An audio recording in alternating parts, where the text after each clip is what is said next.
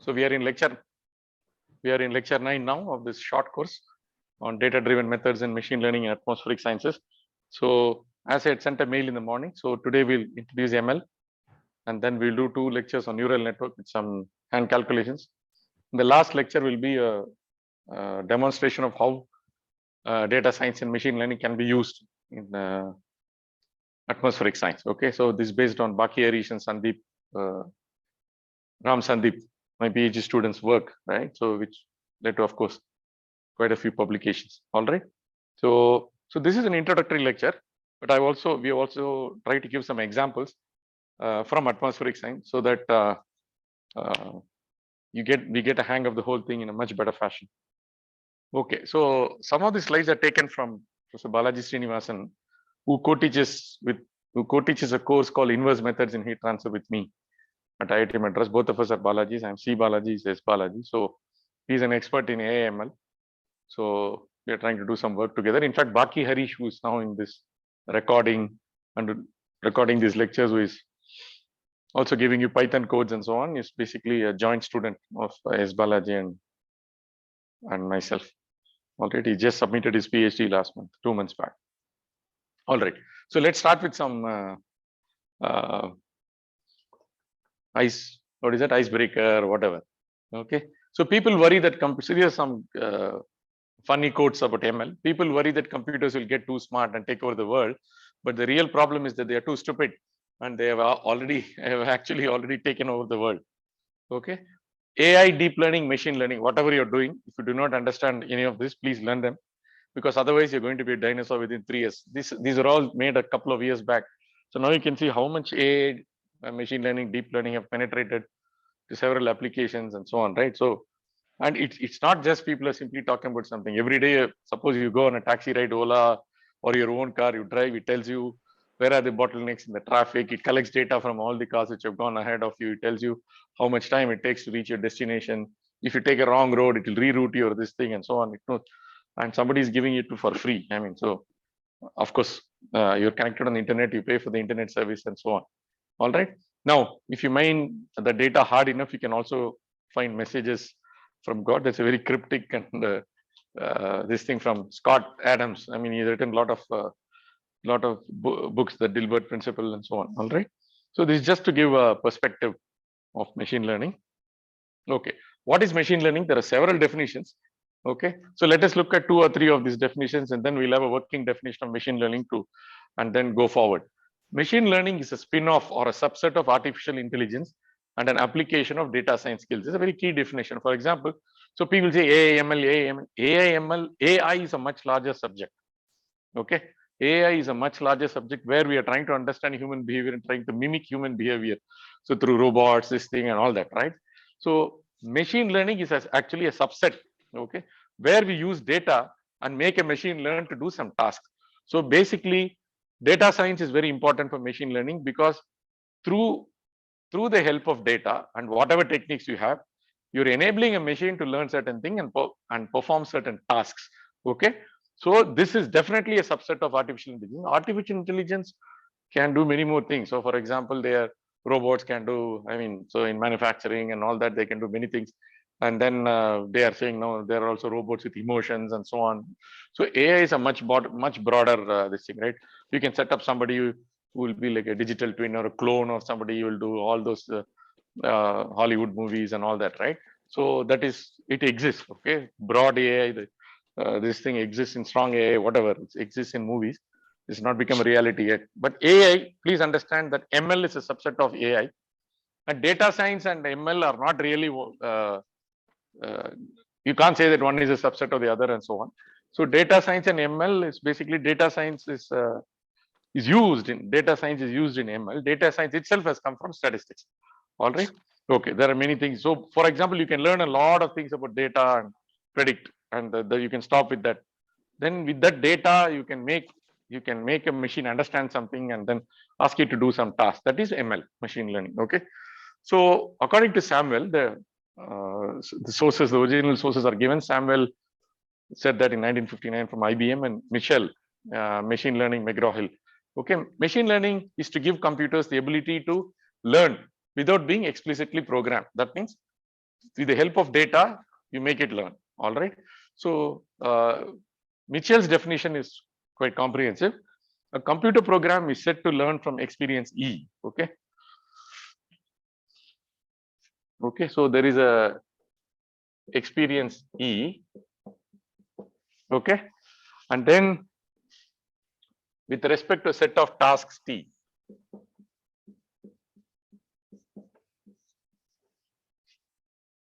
And there is a performance metric.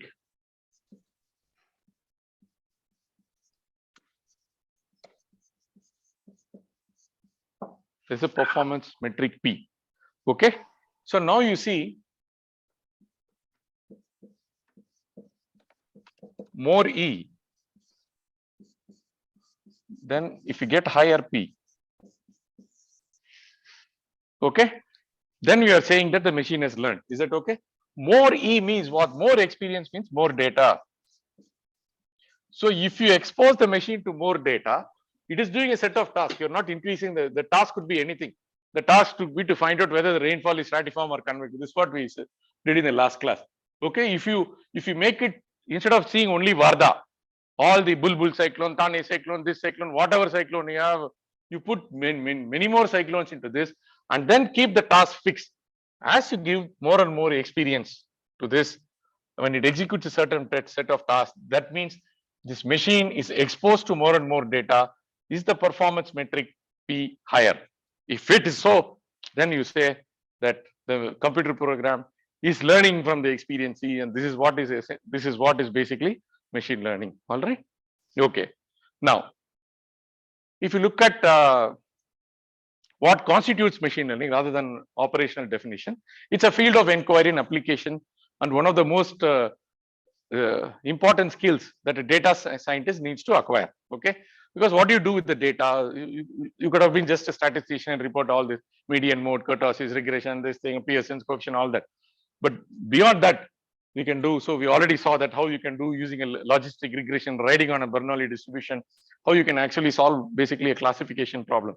Okay, there was regression and classification in that. All right. So what is the classification? Whether the rainfall is stratiform or convective. What is the regression in that? We used a sigmoid function. All right. So ML sits at the intersection of computer science, statistics, coupled with domain expertise. Okay. So if you just do only computer science and statistics, that is basically you're coming from a computer science background. Now you couple it with domain expertise. That's where you're increasingly using AAML as a tool. Then this one shoe size fits all approach does not work. So it is quite possible that mechanical engineers or electrical engineers or civil engineers or atmospheric scientists will come out with their own versions or own modifications of the original ML. So ML cannot be just a property of exclusive copyright of just statisticians or computer scientists or whatever. So it will, based on the user feedback, and so every field will try to embrace ML into it, and so better algorithms could come which are specific to a particular field. So now ML is being used in almost every area that deals with data processing, including science, technology, engineering, business, bioinformatics, weather forecasting, even intelligence, right? So you want to do intelligence, espionage, counterterrorism, and all these things. So it will basically ML can be used. All right. So with the help of satellite technology, you can look at suspicious movements and then track this movement. So you must have seen in movies also, whether it's the enemy is putting up some tent or they are doing some nuclear testing, whatever, right? So all these things. So you can make the machine learn these things, and by looking at the data, it can find out. Therefore, I was discussing with somebody in the guest house. So also an example that, for example, you have an Internet of Things. There are various sensors in your home. You're sitting in a remote place. For example, you're sitting in some other city with your family. You've gone on holidays. Your home is there in some other city. You set up the Internet of Things, and all these sensors give the feedback to your phone, whatever. Now suddenly there's a lot of noise and this thing. Then the seismic sensor picks up some signal, and you're worried whether it could be a burglary which has taken place, whether you have to call 911, alert the police, whatever. But then you also get an information that in that area, 4.8 on Richter scale, there is an earthquake. Now, the new evidence you have, there is original data. There is original data which is basically some some sound is coming. So some disturbance is there. So it may lead you to the conclusion that there is a burglary. Now there is an additional evidence or supporting data. So the first one, if you consider it as belief, now there is additional evidence that there was a earthquake. Okay. Then now there is a conditional probability. Okay. What is the probability that this sound emerged given the fact that there is already an earthquake, that there could be a robbery? So this is a conditional. This is a conditional probability. There are two events, A and B, and then Y is your conditional probability. Then you can work out these probabilities. So this is essentially, this is actually one easy to understand example. All right. So let's go to whatever is written within the box. Machine learning is about enabling computers and other artificial systems to learn without explicitly programming them. This is where we want. So therefore, if you don't want to program them, therefore they have to see the data. So they're learning from experience rather than from a set of rules. The set of rules is always written by an expert who is a programmer or a domain expert, whatever. If I'm a domain expert in fluid mechanics, heat transfer, I will write a code to solve the convection, radiation, whatever in this thing.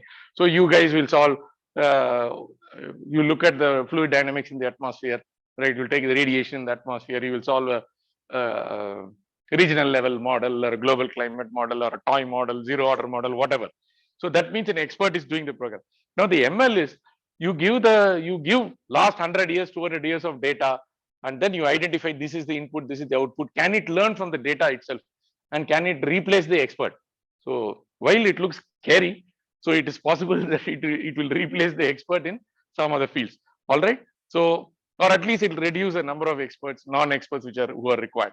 So this is where we want such systems to see some data. So the idea of ML, it is seeing data, okay, and learning from it, and then use this knowledge to to infer other things from the data, okay, to infer other things from the data like this, okay, whether my house was burgled or not, okay. So that we can use it. So this, what I told is a Bayesian framework. Bayesian is basically everything is put in the form of a probability. Then finally, there will be a probability assigned to you, and then based on a digital scoring, if the probability is more than something, I will take action. If the probability less than something, I'll just forget it. Okay, burglary did not take place. So finally, it's a digital. Whether it is actionable from my side or it is no action is required from my side. All right. All right. So let us look at it again. A computer program is set to learn from experience E with respect to some class of, okay, it's hiding with respect to a class of, what is there in that? With a learn from experience E with respect to some class of task T and performance measure or metric P, if its performance in the task in T as measured by P improves with experience. Okay, it improves with experience. All right. Okay, so there is this is Imai. Okay, he is a guru of Kaizen. I don't know how many of you know, but Kaizen is basically the Japanese funda of concept of TQM, the total quality management. So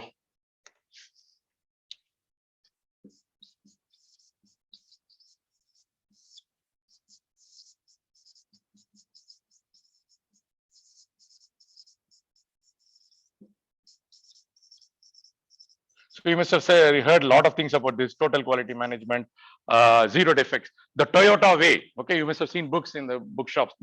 So he was a consultant to Toyota. He was a management guru. He was a consultant to Toyota, and he said how they're able to reduce defects and then go to zero defects and maintain the quality. So even Toyota is supposed to be, their cars are known to be very reliable. The Innova, Krista, if you talk to the driver, they'll tell you 5 lakh kilometers, it will run without any problem. All right.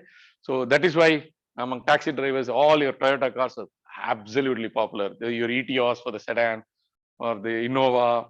Previously, there was a Qualis, and now there is a longer version called the Krista. They are absolutely stable, absolutely safe. The engine, they give guarantee for 500,000 kilometers, right? You don't have to rebore or anything. That's it. You don't have to remove that engine from the car and do any work till it clocks about 5,000 kilometers generally. If you are unlucky, 1 or 2 can be, there could be some issues, but by and large, it's very reliable. Okay. Now, Kaizen is a Japanese approach to creating continuous improvement based on the idea that small ongoing positive changes can result in significant improvements over a period of time. So basically they are saying that every day some small improvement, milestones are important. Okay. And then this idea is bottom up. So the top down is basically the top management trusts is say that we know everything, we have fixed everything, this is the way it works. So I am telling you to do this, you do that. The bottom up from the worker level, they are saying what is the problem with this machine, what is the problem with this tool, what is the problem in this die, and then from the bottom up which goes up, and then the top management gets involved and say, okay, there is some feedback coming from the bottom up, let's look at it and let's change our ways. So there are two ways of tackling problems. So this is based on, Kaizen is based on cooperation, commitment, and as a philosophy opposite to the methods or approaches where they use radical, there is a surgical intervention, or top-down approaches where the CEO or the chairman decides that this has to be done this way, and then all the other people have to follow it. Okay, so to achieve transformational changes, they say this bottom-up approach, small improvements, small positive changes is also one way. So this is the core to lean manufacturing. You know, lean manufacturing is basically if you want inventory of raw materials, you don't store inventory for 30 days. So the Japanese ideas, so many cars have to be built in one day, whatever raw materials will be required for one day, plus maybe one more day as a backup, that alone is enough. So if it's a Monday, I'll have stock only for Monday and Tuesday. For Wednesday, Tuesday evening, fresh stock will come. So they reduce their inventory cost. So there is absolutely, so they go very lean. Okay. So if you look at the Indigo, they'll say the lean flying machine. So the Indigo, basically they have done a lot of things. If you see, Indigo is also follows this lean concept. Their cushion is very less first, number one. Number two, they're very strict about that carry-on luggage. 33 is 3. So though it may sound very, very bad, they don't have any flight attendant who is a male. All their flight attendants are female because they found out that the average weight of the male flight attendant is 10-15 kgs more. And so for 4 people, they have to carry 60 kgs more. Instead of that 60 kgs, if they carry passengers load or something or a parcel, they can make money in that. So that is the way they are. So they will optimize everything. Okay. So if you look at Lufthansa or all these people, they maintain the cabin only at 7% or 10% humidity because they don't want their upholstery, their cushion and all to get spoiled if it is moist. This 7% or 10% relative humidity is what makes you tired at the end of a long journey, but who cares? They are worried about their aircraft. Okay. So like that. So this lean concept is coming to everything. All right. So they are saying, no, you order the grocery 8 minutes, 9 minutes, 11 minutes, 13 minutes, whatever, it will reach your house, whatever. Amazon food, this thing, there are so many other things, right? So it was developed in the Kaizen was developed in the manufacturing sector. The basic idea is to lower defects, eliminate waste, increase productivity, encourage worker engagement. So the quality, the worker who is making somebody is responsible, he or she is responsible for the quality and accountability. All right. So this way they are empowered. So once they are empowered, everybody is involved in the decision-making process, and therefore everybody feels it's my car, it's my this thing, it's my factory. So once that this so much of the level of engagement among all the stakeholders is so high, so there is a pride involved in being a part of the organization. This leads to improved organizational outcomes. All right. So above all of these, Kaizen's ultimate goal is to promote innovation because they feel that the last mile person in that. Who is the worker who is making a part and is also checking if he sees something when it is not fitting into the other component, if he gives some ideas, and then this goes to the engineer manager and all that R&D, and then so this also promotes innovation. Instead of saying some big boss says, okay, I found this out, all of you do a prototype, this thing. That is one way of doing. They feel that this is also another way of doing this. Okay. So there's also something, right? So even in the scriptures, it is said that, see, there are basically, it's called kartum, akartum, anyata kartum. It comes from Sanskrit. Kartum means you can do a thing. You can do something. Immediately you'll say there's only digital. Akartum means, digital means yes or no. Kartum I will do, akartum I won't do. But the scriptures say there is a third thing, anyata kartum. So I can do it. I can do anything. I need not do that thing. The third is anyata kartum. I can do that thing differently. So, okay, you can also do that thing differently. So that is the seed. That's where the seeds of innovation are sown. All right. Okay. Now, why machine learning? Because machine learning helps us turn our data into useful information. ML allows us to allows us translation of, please cut that too, allows us translation of a seemingly boring bunch of data points into meaningful patterns that could help in critical decision making. Please correct the typo in that this thing. Third will be ML lets us harness the true power of having a lot of data. So you can have what is called a completely data driven model. All right. Okay, but don't think that, for example, I already told you, so suppose you could keep track of all my movements. You can't tell me at 5:45 where I'll go. But today 5:45 I will go for coffee. That's a different matter. But you can't tell that every day at 5:45 I'll go for coffee.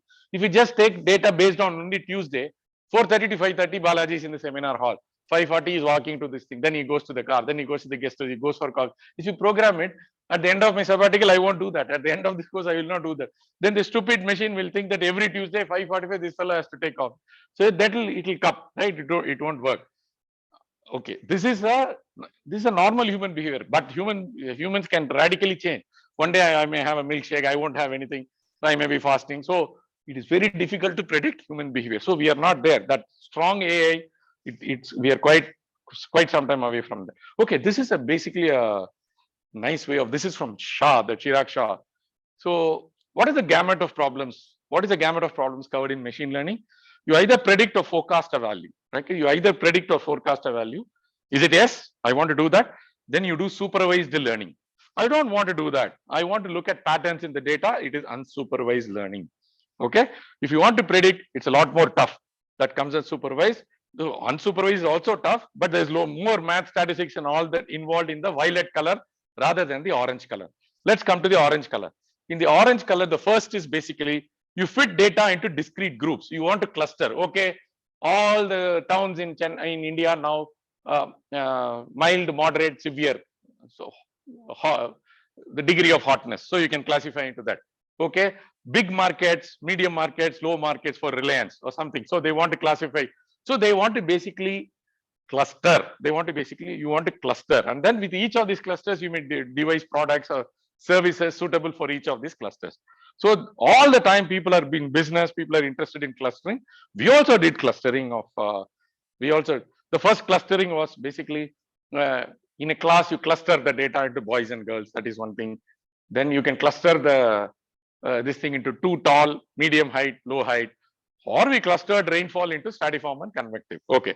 Now go to density estimation is basically you just look at all the data and then use some algorithm to do density estimation, find out where the density is maximum. Okay. This could be, I want to find the petrol pump.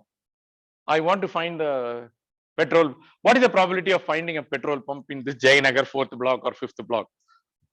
So it will be different from what is the probability of finding the petrol pump when I am very close to Atibele or something. Okay, some other Hoskote or something. If it is Jayanagar, the probability there will be more petrol pump. Obviously, the density will be more. If you go to some 50 kilometers from here, some others, Doddabellapur, Chikbellapur, there may be some, but you may have to travel for more distance. So now you look at the data and find out where the density is more. There is an algorithm called mean shift, which will help you do this. Okay. So this is basically, we are not doing any R-square, logistic regression, all that. We are just look at data and find out the density. Okay. Okay. Let's come to the left-hand side. Supervised learning, discrete target value. Okay. Either it is stratiform, 0 or 1. Baki, it was 1 or 0 stratiform. Baki, Harish? You went to sleep. Baki? Okay, am I audible? Hello? Yes, sir. Yes, sir. Okay, whatever. Stratiform is 1 and convective is 0. That is a classification. Regression is a continuous target value. You remember? Simple regression. I give you the age of the person. You tell me the height. That is a simple regression. Then complex regression. So the neural network is also a regression. Okay, so all these things are machine learning. If you want to find a petrol pump based on data, that is also that is also machine learning. If you want to fit the data into discrete groups, okay, so that is a clustering problem. You want to cluster. Okay, now you want to classify. That is also machine learning problem. You want to regress based on data. This is also machine learning. But if you look at the bottom, The blue color, the violet color, the orange color, the mustard color, all these things are data driven. All these things are data driven. And the data can come from a model, or it can come from an experiment, or it can come from a combination of both. Is that okay? And now, apart from this, there is something called reinforcement learning, which I have not taught. This somebody will say that I am missing something in this slide. Yes, I am missing. Reinforcement learning is a little more advanced. So that also will be one of the branches. Supervised, unsupervised, there is also reinforcement learning. We have no time to cover this. Okay, then you have deep learning, this thing, we can go on and on. Okay, so the idea behind this course is to generate interest, and then once your curiosity is awakened, then I hope that you will become a self-learner. All right. Okay. If a machine can do this learning, you can also do it. Okay. Now, types of learning approaches. Just look at two attributes, x1 and x2. You are classifying mail. The problem is whether it is a spam mail or not. Okay. So probably you can use the extension is unknown. Okay. 846alpha.com or something, then it is suspected. So this is red, it is spam. So that could be one. Look at the address. So that is the x1. X2 is look at the subject. Okay. So I have a $1 billion proposal. I am the widow of, you're getting that. No, I am the widow of a South African former president. I get all these mails like this. Please help me. You have won 100,000 this thing. So please give your OTP, this number, PIN number. So that is some x2. Okay, based on this x1 and x2, you will decide whether this this email is a spam or not, and you will write a rule and then implement. And your system administrator will do that. You will not get even if I am sending the mail, if I put the subject like that, it will find out it is virus. So this is basically a supervised learning. What is this? Why is it supervised? Because when you look at the input and the target, these are labeled because there is an expert. Some group of experts are sitting and saying, okay, if this is the address, it is spam. If the subject is like this, it is like look at the person who is sending. It is is it a reasonable name or something? I don't know. So if you put all these features or attributes, and then some expert gives the rules, and the expert tells the computer, and it is explicit, and then it is done. Then it is supervised learning. So the idea is to learn the relation between the inputs and targets based on the labels. So this is what I've said, labeling something as spam or not spam. Okay. The idea is to learn the rules. The machine will learn the rules, and then it will apply it on every incoming mail. Universally, it will apply to all the incoming mail. So an expert is involved. If an expert is involved, it is supervised learning. If no expert is involved, it is unsupervised learning. The other things like labeling images. So this your digital image processing expert will give you some rules. Okay, so some rules will be there. Speech recognition. What are they trying to do? Okay, some garbled speech is there. You want to recognize them. Optical character recognition. It looks like 6, or it looks like 9, or it looks whatever. It looks like 7. So you have to figure out this character. Okay, so there'll be some set of rules and this thing. Okay, handwriting recognition and this thing. Now, okay. Now speech to text software, so many things are available. So these are all supervised learning. Okay. Unsupervised learning. Okay. The unsupervised learning is basically then from the data itself. So this x1 and x2, lot of features are coming out. Okay. Now, after we get the data, some turn out to be very horrible things. Now somebody sits and says that there is a blue circle. All these fellows who are having this combination of x1 and x2, I have to circle with blue and classify them as spam. Okay.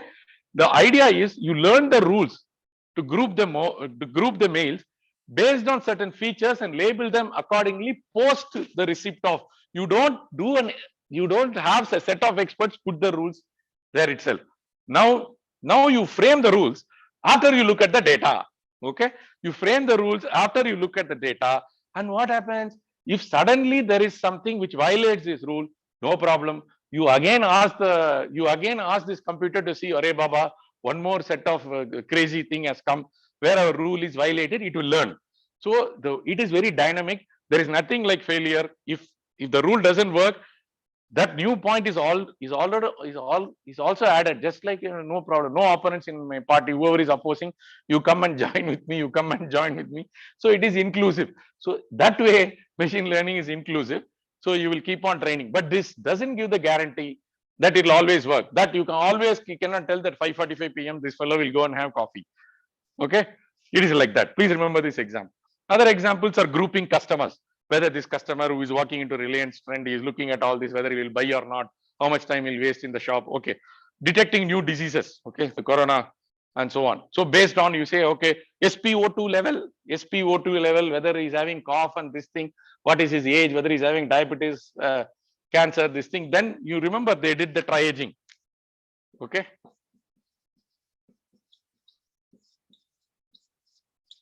So based on something, they will, it's called labeling. They will do labeling now. Mild, moderate, severe. Mild, home isolation, home treatment. Moderate, watch. Okay, wait and watch. Severe, go and get admitted in the hospital. We did this, no? We did this labeling very much in the last 2 years for our corona. Huh? All right. Okay. That protocol is basically some.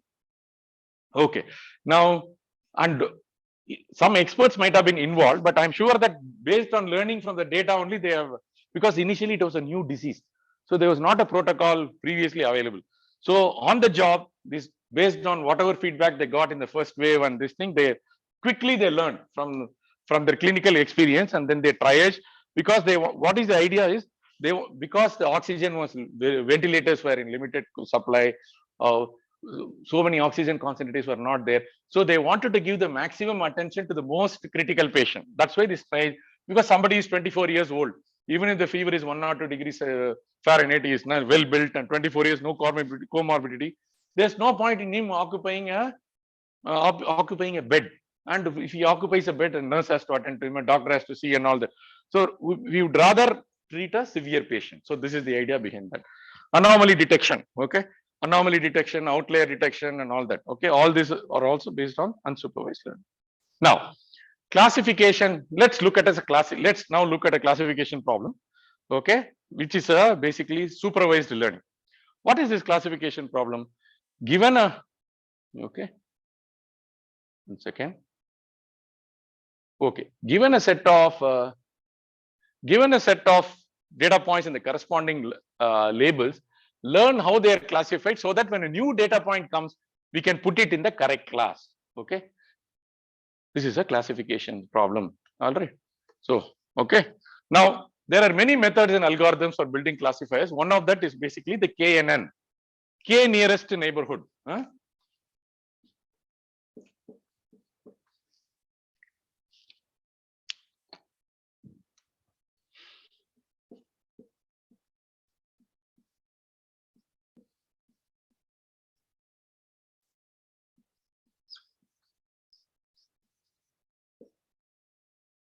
Okay. So, how does it work? As in the general problem of classification, we have a set of data points for which we know already the correct class label. So there is an expert involved. Already some expert said that there are 4 classes and these points belong to these 4 classes. Sir, now what is the problem, sir? Yes, hold on. The problem is, now a new fellow comes. You have to classify the new fellow into 1, 2, 3, 4. But sir, is it going to be straightforward? No, there are multiple attributes to each of these. So the classification is not simple as you think. It is not simple as you think in science or engineering. There are many other applications where it cannot be easily classified. Even in engineering applications, if there are multiple attributes or features, experts, you have to set up, making the clusters itself is a big deal. Okay, we'll see an example now. So when we get a new point, we compare it with each of our existing data points and find similarity. Take the most similar K data points, K nearest neighbors. From these K data points, take the majority vote of the labels. The winning label is the label or the class of the new data point. Okay. Now I know that for a lot of you, it is look like Greek and Latin. When I also read it for the first time, it will be Greek and Latin. That is why the tutorial style of teaching is very good. So once something is Greek and Latin, it makes you scary. Straight away go to an example. We'll sort out the whole thing with an example now. Okay. We will classify tropical cyclones by category. So this is the example. So what is the funda now?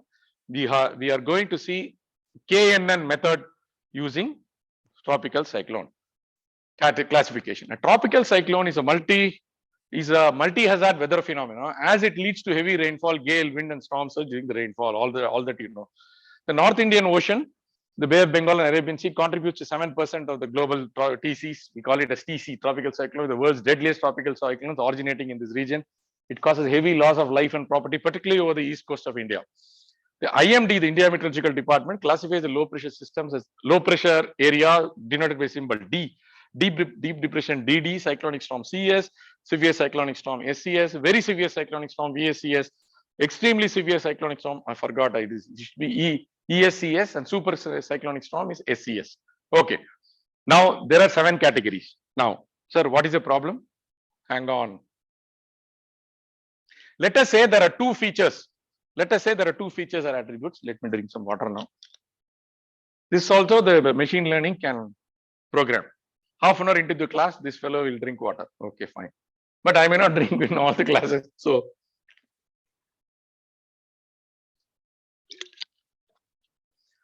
all right. Okay. Let us say there are 2 features or attributes. What are these 2 features or attributes? The central sea level pressure. You know that in a cyclone, if there is a low pressure like this, then you've got a lot of. So these are all basically isobars. Okay. So whatever you get is called the CSLP. The CSLP for a very severe cyclonic storm may be 970 hectopascal or something. This is about 970 millibar. So, okay. So the normal SLP is about 1013 H bar, right? So obviously if it is like this, so this central sea level pressure, it's very low. If it is very low, therefore it attracts. So it attracts all the winds and this thing, and then the flows are going inside, and it's very cyclonic, and there is a general direction of movement towards the west because the Coriolis component and all that, and then based on all these things, it may go like this, it may go like this, it may go like this, whatever. But Coriolis component generally tries to take it like this, but sometimes it may not make landfall. It may go like this. So this fellow will do. It has a free will. He will do whatever he wants, he or she. All right. So central sea level pressure is one thing, and then the maximum sustained wind speed in knots. This is the other feature.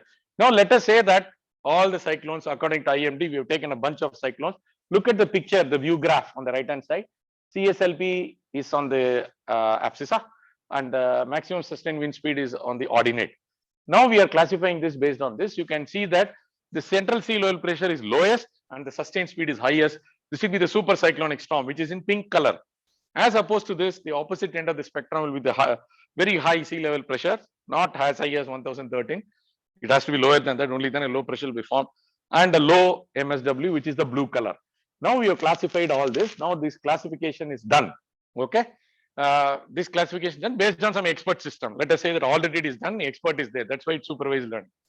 Now you find out the centroid of, okay, through we have a set of points for which we know the correct cluster.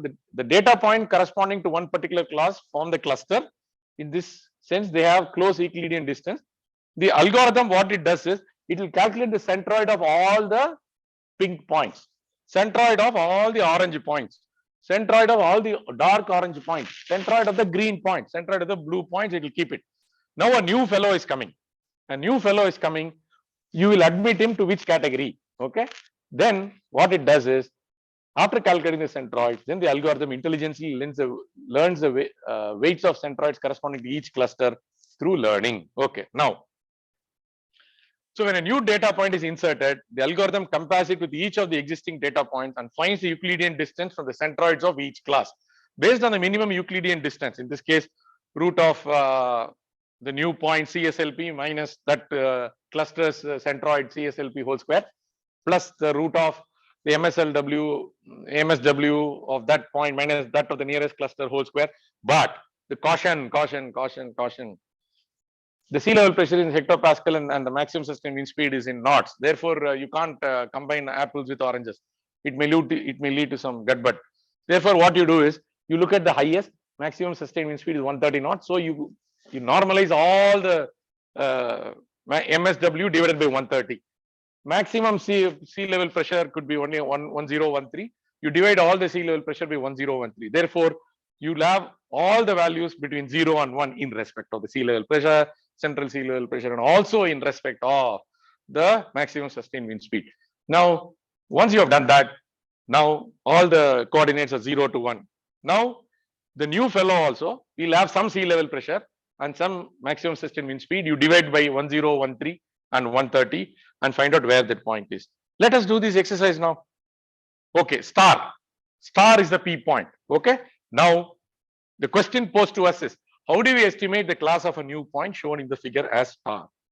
I come again. The question before us is, a new guy has entered the field. Okay, he or she is represented by point P, is given with a blue star. Am I audible now?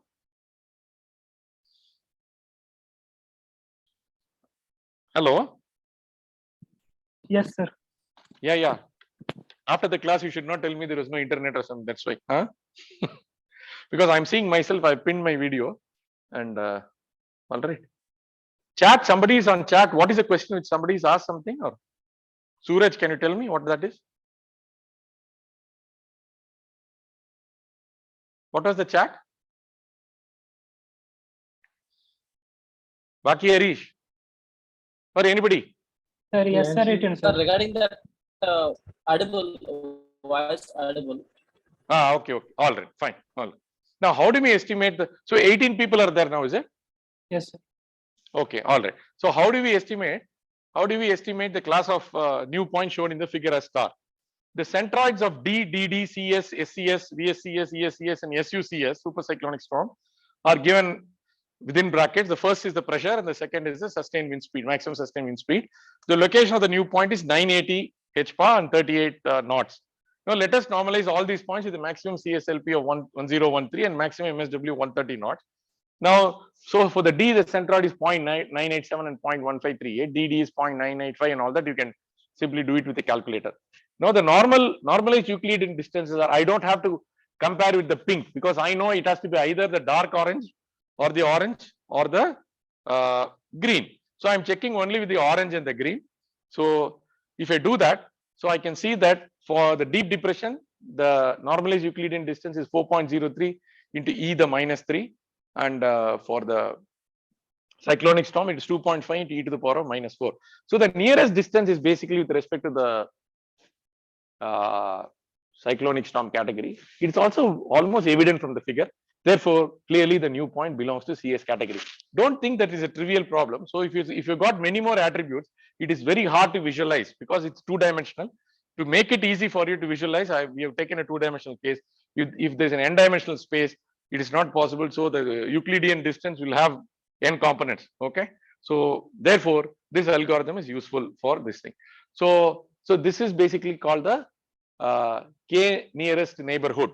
But among these clusters, if you take the centroid and find the value of the label for the centroid and use it for your point P or something, that is called regression. Okay.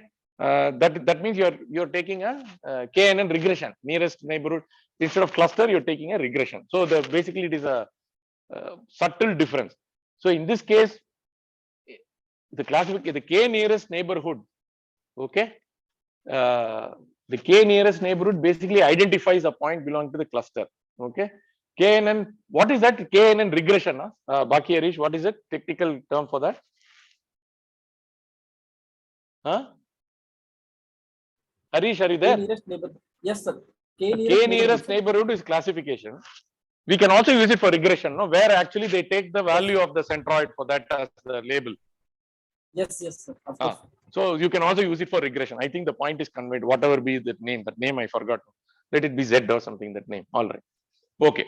Regression holds the key to, we already seen the regression previously, logistic. Regression holds the key to unlock several problems in almost all branches of science and engineering. The key goal is to establish relationship between dependent variable and a set of independent variables. It opens the gateway for predictive analytics in data science and machine learning.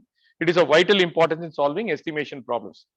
Okay, it is based on the simple idea that we want to reduce the errors between the model predictions and the set of measurements. That's what we did in a logistic regression, maximizing the log likelihood. Clustering, we already saw that. Clustering is an unsupervised learning branch of machine learning. Just now we saw that KNN, where no, not the KNN. Okay, so we are going to do that now. Where there are labels in our training data.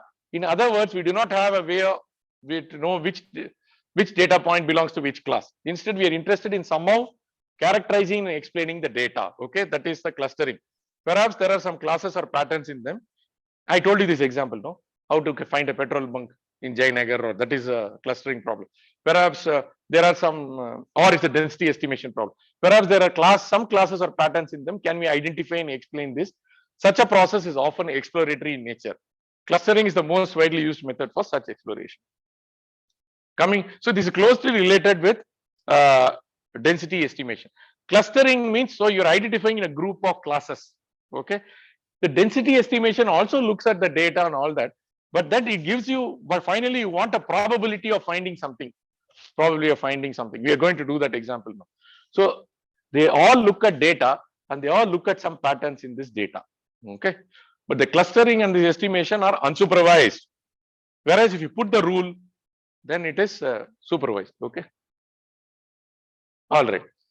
Density estimation is a machine learning unsupervised algorithm where we try to explain the data by estimating underlying process that may be responsible for what caused the data to be distributed in this way. One way to think about clustering when we do not know how many clusters we should have is to let a process look for data points that are dense together and then use the density estimation to form a cluster. So this basically there is a technique called mean shift. Okay. I think mean shift algorithm is available in Python, correct? Python library, it is there, mean shift. So you can, Python is free to use. You can learn it from the Python. Okay. Let us first understand what density information or function is. Imagine one is trying to represent the likelihood of finding a Reliance Jio shop in the area. We know that if the area is a mall or a shopping district, there is a good probability that you will find a Jio shop as opposed to some village. Okay, if you go to nearby, if you go to a village 80 kilometers away, the probability of finding the Jio shop will be less, or maybe more. I don't know. I hope it is less. In other words, the Jio shop has higher density in cities and shopping areas than in less populated, less visited areas. A density function. So if you can put a density function for this, this is what the density estimation is all about. A density function is a function, a probability that represents a relative likelihood of a variable. Example, existence of a Reliance Jio shop to taking on a given value. Okay. Mean shift. Mean shift is an algorithm that helps you do the density estimation. So roughly speaking, if you have data points corresponding to location of Jio shops, mean shift allows us to figure out where we are likely to. So there are two things it can do. Where are we likely to find a Reliance Jio shop? On the other hand, I am now in JP Nagar 7th phase. I'm standing there. It has become dead empty, my car. Now, how likely? How likely am I to? How likely is it that I'll find a petrol bunk? Okay, or the charge is completely gone. Your data pack is gone, and you are to attend an interview. You are in Yashwantpur or something. Immediately you have to get a Reliance Jio shop. Okay, so what is the probability of getting this real issue? So this is basically called density estimation. Okay, these numbers and other things you can get it from the mean shift. All right. Let us look at the following examples. This is some SpiceJet, Flipkart, Healthify Me. Definitely it is a spam. Sri Sattva, huge savings this Republic Day.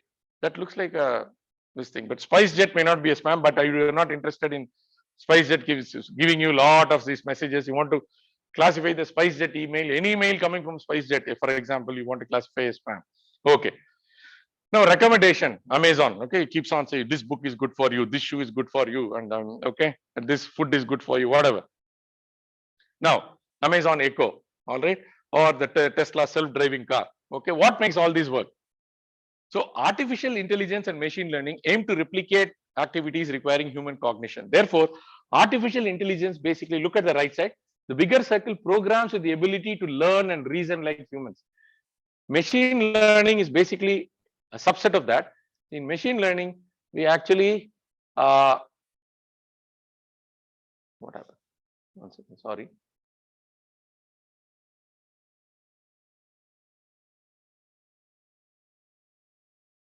I'm trying to get back that. Okay. Okay, so in the interest of time, okay, so the superset is artificial intelligence. Then in that there is machine learning. Within machine learning is basically deep learning. Okay, so in both machine learning and deep learning, so we are looking at data and this data, and then we are trying to make a machine learn. In a deep learning, we are trying to look at nonlinear relationship among variables, and then we are using several layers. We are using a lot of interconnections. We are using hierarchical. We are using a lot of intermediate variables and so on, which are all hierarchical. I mean, so we don't even know. They may not have a physical entity, but to connect the inputs and the output, we use several layers. These are called the hidden layers in a neural network. And then there are multiple connections between these. Each of these connections can be a linear combination, linear activation function, or a sigmoid function, and so on. So if you have multiple layers, then you're really going into deep learning. So data science is that another circle coming. So data science can be used in AI, data science can be used in ML, data science. Of course, data has to be used in this. So data science is inherently present in each of these. All right. So AI and ML aim to replicate activities requiring human cognition. Okay. Suppose Siri from Apple or Google, chess software, and this thing, all that, they're all narrow or weak AI, solves narrow problems. The general strong AI is basically can solve multiple domains. So any new situation also it can adapt. But is it anything existing now? No, only exists in movies. So methods for, okay. Hey, full screen is coming. Are you getting full screen? Yes, yes. Okay. Okay. Rule-based algorithms. Okay. They are called expert systems. I already talked about this. List all the rules governing the field. How to put Grammarly software based on some rules. Okay. The syntax, this thing. So ANSYS, put Excel, whatever. Excel is based on this. All is based on rule-based. The problem before us is what if the rules are not known or cannot be programmed? Okay. So learning-based algorithms, basically, they are called machine learning, and they're a subset of AI. Observe the data and learn the rules from the examples. So we are solving the ulta problem or the inverse problem.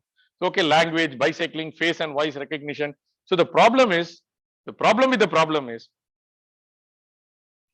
machine learning problem is you need a lot of data. So there are many current applications which have ways of mixing both. What is that? So I'll tell you shortly. Okay. So a machine learning is not a machine reading and learning books. Please note that it's a misnomer. So you should, obviously all of you know this. Machine is it's not reading and learning books. Okay. So basically it performs a set of tasks which improves with experience. That is machine. Already we have seen this. Okay. Now look at this. So if the input are rules and the data, then the classical program gives you the answer. If the input is data and answers, the machine learning program will give you the rules. You look at all this data and then some are spam. It is very bad. Now, based on this, you say that you form a new rule. If, for example, if it is coming from this website, if it is from this site, then it should be a spam. If it is this thing, something like this, it should be a this thing. If the subject is not there, it should be a spam. Or if the subject is hello or something, if it has strange characters in the subject. So that is the machine learning. Now, if you give the rule that first itself, you give the rule. These are the 8 rules. If these 8 rules, any of the 8 rules are violated, it is a spam. So that is a classical program. But now, whatever, so machine learning is basically an inverse problem. So you have the answers, you have the data, and you want to know the rules. So the classic programming then becomes the forward model, taking rules from the inverse machine learning model. It takes this thing from the rules from the inverse machine learning model. Is that okay? Now, this is a spam. I have a business proposal. Reject anything with that. Okay. Okay. Now, rules. Let us look at the spam. Rules, mail, classical programming, spam or not spam. Classical programming has fixed rules. Hackers can dodge the rules, disguise spam mails as normal. So mails, whether spam or not, the machine learning will then you tell this is spam, this is not spam. There are a lot of data from the mails, and then the machine will learn. Then you give it will give it will generate the rules. Okay. So the machine learning improves the rules through the learning. Okay. When hackers dodge the rules, no problem. That mail also becomes a data. Then that machine learns better and better. So it is like the Japanese Kaizen. It continuously improves. So the machine learning performance improves. The outcome improves as more and more experience or more data is exposed to the machine. Okay. A fundamental trick in most ML problems is all problems are data, all solutions, all problems are data, and all solutions or functions are mapped. If you look at human behavior, humans get sensory inputs that are qualitative. But for a machine to learn, all the qualitative data has to be put into quantitative form. So we must convert this qualitative data into numbers, input vectors. Similarly, outputs that humans give must also be made into numbers. And then finally, you can have OR gate, NOR gate, all that. You can switch on, switch off, whatever. So finally, everything has to be in the form of numbers. Determining the appropriate inputs and outputs for a machine learning task is an essential part of the process. Often the learning task is learning the mapping from the input to the output. Is that okay? So get input data X, the output data is Y. The machine learning will give the parameters. Okay. You remember the machine learning will give the parameters. What is that machine learning parameter? Go back to the logistic regression. So the proposal was H is equal to W0 plus W1 X1 or W2 X2 W3. It was W3 X3. Okay, let us say and X1, X2, X3 were, you want to classify a stratiform rain, convective rain. X1 was reflectivity at 3 km, X2 was reflectivity at 8 km, X3 was bright band. From that, there is a proposal. This proposal is riding on a logistic, and then it has a digital 0 or 1. So we actually did the machine learning. We actually finished learning machine learning without giving the without looking into the formalism. But I already taught you machine learning in the last class. You've already learned one method. Okay. Now you'll be able to understand it even better. Okay. We call this function or the model as the hypothesis function. The function has two parts, the form of the function and the parameters. So the machine learning helps you to get the parameters. Okay. So machine learning learns only the parameter. Don't think machine learning is God. Machine learning cannot tell you h of x is w0 plus w1 x2 w2 x3. Whether h0 is e to the power of minus w0 plus a to the power of, all that you require domain knowledge. You require domain expertise. Machine will beautifully give w0, w1, w2, w3 if you tell that this is the function and these are the data. Okay. It cannot do everything by itself. Okay. Okay. Input the weights and the x, forward model estimate the hypothesis. Then the J, the error, you remember the error, feedback, the error is reduced. So you complete this cycle. So the modeling involves two processes, the forward model and the feedback model. Feedback model is correct the values of W0, W1, W2, W3. How? Gradient descent, whatever. You can do whatever correction you want. Okay. So why is it given as black? Is basically like a black box. A model or hypothesis is simply an educated guess at what the relationship between input output is. As mentioned before, the form of the function, linear, quadratic, exponential, that ML will not know. You have to give it. Parameters also you have to give it. So we can say that y equal to f of x comma x colon semicolon w are the weights. Given x and a choice of w, we can find a corresponding y. The function f going from x to y is called the forward model. Okay, that we already know. Now, give input x and w, put it into the hypothesis function, and that y hat you will generate. You will compare it with the y ground truth, and the error in the least square sense over all the data points will be the sum or square of the errors or the cost function j. Reduce the cost function by gradient descent, that is a red arrow coming back. Complete the loop again and again iteratively. Okay. So guess the form for an arbitrary guess for w, calculate y hat, define j, find a way of minimizing this jw. So we have used gradient descent, whatever. So when you minimize this j, optimization enters the picture. Okay. Where does it find in use it in atmospheric science? A lot of observation, simulation, analysis you can get from any of these processes, you can get data. Where does ML fit in atmospheric science? Correcting the bias of an instrument such as Doppler radar, raindrop size measuring, dysdrometer, estimating rainfall from observed reflectivity, doing nowcasting, forecasting radar observations for a time period 6. You can even forecast radar observation based on a LSTM neural network, long short-term memory. Air quality monitoring and forecasting of densely populated Indian cities based on past data. Okay, quantifying and forecasting aerosol, emulating the parameterization of numerical weather models, learning the small scale model physics and large scale model dynamics. I'm saying all these problems are not fully solved. Potential is there. Improving the model predictability through model calibration. Model has many parameters. There are default values of the parameters. Can you work with the default?